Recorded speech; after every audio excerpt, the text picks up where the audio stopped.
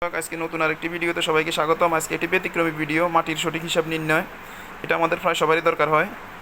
মাটির সঠিক হিসাব নির্ণয়টা আসলেই এটা সহজ বিষয়। মাটির পরিমাণ বা আয়তন নির্ণয় করতে হলে দৈর্ঘ্য গুণ প্রস্থ গুণ উচ্চতা বা গভীরতা গুণ করতে হবে, মাটির পরিমাণ বের হবে। এখানে দর্শক ধরি একটা মাটি কাটা জমির দৈর্ঘ্য 50 ফুট, প্রস্থ 30 ফুট, গভীরতা 3 ফুট। এক্ষেত্রে মাটির পরিমাণ হবে এই দৈর্ঘ্য গুণ প্রস্থ গুণ উচ্চতায় 4,500 ঘনফুট মাটি, অর্থাৎ 4,500 মাটি। যদি এটা লক্ষ্য রাখতে হবে, একটা বিষয় দর্শক লক্ষ্য রাখতে হবে, মাটির পরিমাণ নির্ণয়ের ক্ষেত্রে গভীরতা বড় বিষয়। মাটির পরিমাণ নির্ণয়ের ক্ষেত্রে গভীরতাটা একটি গুরুত্বপূর্ণ বিষয়। যদি গভীরতা তারতম্য থাকে, গড় গভীরতা নির্ণয় করে করতে হবে। আমরা এতক্ষণ দেখলাম একটা মাটি কাটা জমির দৈর্ঘ্য 50 ফুট, প্রস্থ 30 ফুট, গভীরতা 3 ফুট, এখানে 4,500 মাটি।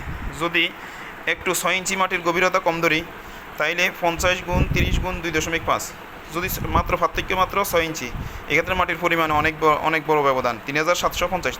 কোথায় 4,500, কোথায় 3,750।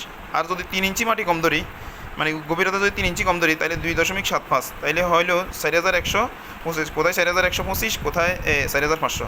আর যদি 1 ফুট পার্থক্য ধরি, এই দৈর্ঘ্য 50 ফুট, প্রস্থ 30 ফুট, গভীরতা 60 ফুট, এক্ষেত্রে মাটি হয় 6,000 ঘনফুট।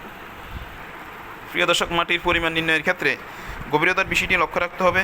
যদি একটা গভীরতা না হয়, একাধিক গভীরতা যোগ করে গড় গভীরতা নির্ণয় করে করতে হবে। মাটির পরিমাণ নির্ণয়ের ক্ষেত্রে অনেক সময় অনেকেই দৈর্ঘ্য প্রস্থর দিকে একটু করে, কিছু অসাধু লোক দেখায় যে দৈর্ঘ্যের দিকে একটু কম দেখায়, প্রস্থর দিকে একটু কম দেখায়, কিন্তু গভীরতাটা একটু বাড়িয়ে দেওয়ার চেষ্টা করে, তাইলে মাটির পরিমাণ অনেক বেড়ে যায়। প্রিয় দর্শক, এই মাটির সঠিক পরিমাণ নির্ণয়ের ক্ষেত্রে গভীরতার বিষয়টা অনেক ভালো করে লক্ষ্য করতে হবে।